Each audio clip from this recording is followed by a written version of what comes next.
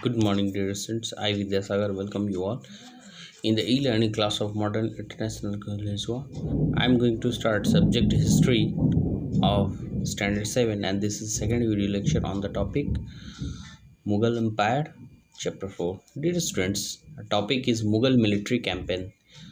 As we know, the founder of the Mughal Empire in India was Babur, and he became the first Mughal emperor during 1526 to 1530, succeeded to the throne of Fargana.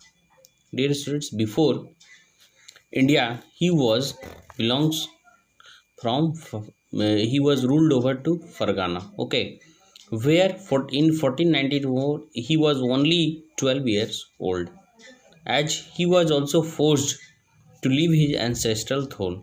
As his father, Babur's father Umar Sheikh Mirza, he was acquiring a position at Fargana. Okay, and further Babur was also get born there. But as the things it was grown, they have been thrown away. It means Babur have been thrown away. Further, the year of wandering, he seized Kabul in 1504, and 1526 he defeated the Sultan of Delhi, Ibrahim Lodi at Panipat, and captured Delhi and Agra.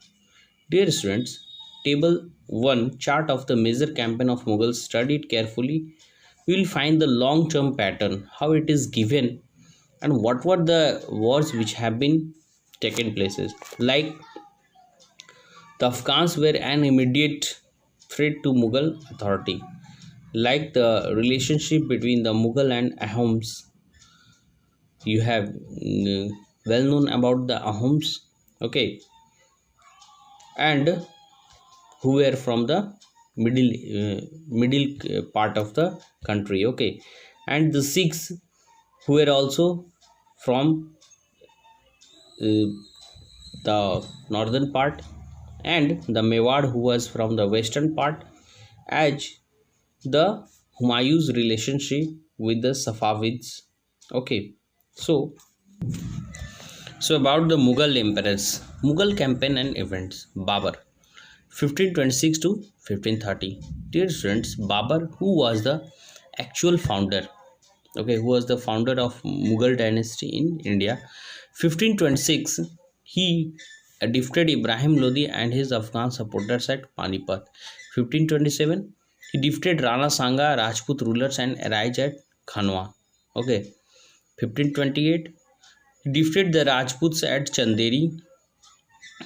Okay, established control over Agra and Delhi before his death. It means the Agra and the part of that, these all were in the capture of Mewads as well as Rajputs. So these were being captured by Babur.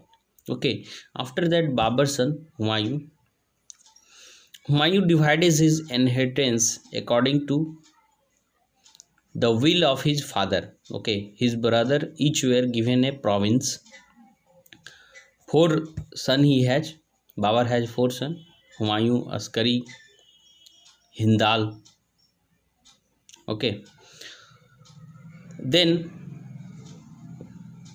and Kamran. Okay, so the ambition of his brothers Mirza Kamran weakened Humayun cause of Afghan competition. So the Sher Khan who defeated Humayun at Chausa in 1539. Sher Khan, who was from the uh, Afghan dynasties. Okay, and Kannauj, he also defeated at Kannauj 1540, forcing him to flee to Iran. This was about Humayun. Okay. Next, in Iran, Humayun received help from Safavid Shah. There, when he flew away to Iran, there he taken the help of Safavid Shah. He recaptured Delhi in 1555, but died in the next year after accident in his buildings. See. Next, the Akbar. It means Akbar, who became the great king. Okay, as Akbar was only 13 years old when he became emperor, and his reign can be divided into three periods, like 1556 to 1570, when Akbar became independent of regent Baram Khan and other member of his domestic staff. It means as Akbar was only 13 years when he sat on the throne, then he also under the protection of Baram Khan further to his mother. Okay, so they were just to protect the Akbar. Further, when military campaign were launched against the Suri and other Afghan against the neighbor kingdoms of Malwa and Gondwana, and to suppress the revolt of his brother Mirza Hakim and the Uzbeks, the Akbar, they moved toward these movements. In 1568, the Sisodia capital of Chittor was seized, and 1569 of Ranthambore, which is in Rajasthan.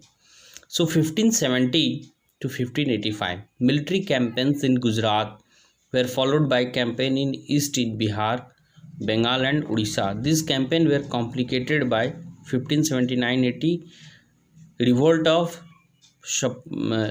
in support of Mirza Hakim. Okay.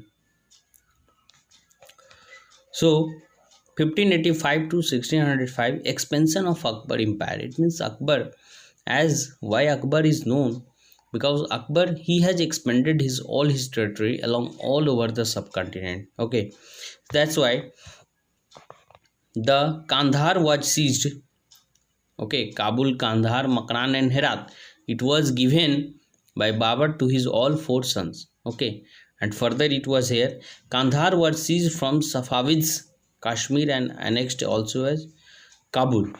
After the death of Mirza Hakim, campaign in Deccan started, and Berar, Kandahar, part of Ahmednagar was annexed. This all was done by the Akbar. Okay. Next is about the Jahangir, 1605 to 1627. See, the Jahangir military campaign, it was started by Akbar, continued. Okay, the Sisodia ruler of Mewar, Amar Singh, accepted the Mughal service. Less successful campaigns against the Sikhs, Ahoms and Ahmednagar followed. Prince Khurram, okay, Jahangir, the future of Emperor Shah Jahan, rebelled in last year of his reign. The effort of Noor Jahan, Jahangir wife, to marginalize him were unsuccessful. Okay, it means the Khurram, who was the future emperor of Shah Jahan, further he had just make out the revolt against his father Jahangir. Okay, and they were just forcing that how it could be marginalized. Further, Shah Jahan 1627 to 1658. Mughal campaigns continued in the Deccan under Shah Jahan. Okay, the Afghan noble Khan Jahan Lodi rebelled and was defeated. Campaigns were launched against Ahmednagar. The Bundels were defeated and Orcha seized. In the northeast, the campaign to seize Balkh from Uzbeks was unsuccessful, and Kandahar was lost to Safavids. See, the Safavids, how it is playing the role and how it is helping to capture these. In 1632, Ahmednagar was finally annexed and Bijapur forced to please. So in 1657 and 1658, there was a conflicts of over succession between Shah Jahan's sons. Aurangzeb, who was the victorious among his three brothers, including Dara Shikoh, who was killed. Shah Jahan was imprisoned for the rest of life in Agra. See, it means his sons, they were fighting among them, in which the Aurangzeb, which was the elder and which was the powerful, he became, and further the Shah Jahan, who was imprisoned for rest of the life. Next is Aurangzeb, 1658 to 1707. In the northeast, the Ahoms were defeated in 1663, but rebelled against the 1680s. Campaign in northeast against the Yusuf Jai and the Sikhs was temporarily successful. Mughals in the Mughal intervention in the succession of internal politics, Rathore Rajputs of Marwar led to these rebellions. Campaign against the Maratha chieftain Shivaji was initially successful, but Aurangzeb insulted Shivaji, who escaped from Agra. Okay, at Shivaji, who wanted to the help, but as he was just cowed by the Aurangzeb, and further the Shivaji, who declared himself as an independent king and resumed his campaign to his Mughals. Prince Akbar rebelled against Aurangzeb and received support from Maratha and Deccan Sultanate. He finally fled to Safavid, Iran. After the Akbar rebellions, Aurangzeb sent armies against Deccan Sultanate. Okay, Bijapur was annexed in 1685 and Golconda in 1687. From 1698, Aurangzeb personally managed campaign in Deccan against the Maratha, who started guerrilla warfare. Guerrilla warfare, it is the technique of war, okay, from which the all around the enemies used to be bound. Okay, Aurangzeb also has to face the rebellions in North India of the Sikhs, Jat and Satnamis. In northeast, the Ahoms of Deccan of Maratha. His death was followed by succession conflicts among his sons. Okay, dear students, read the paragraph and keep watching. Thank you.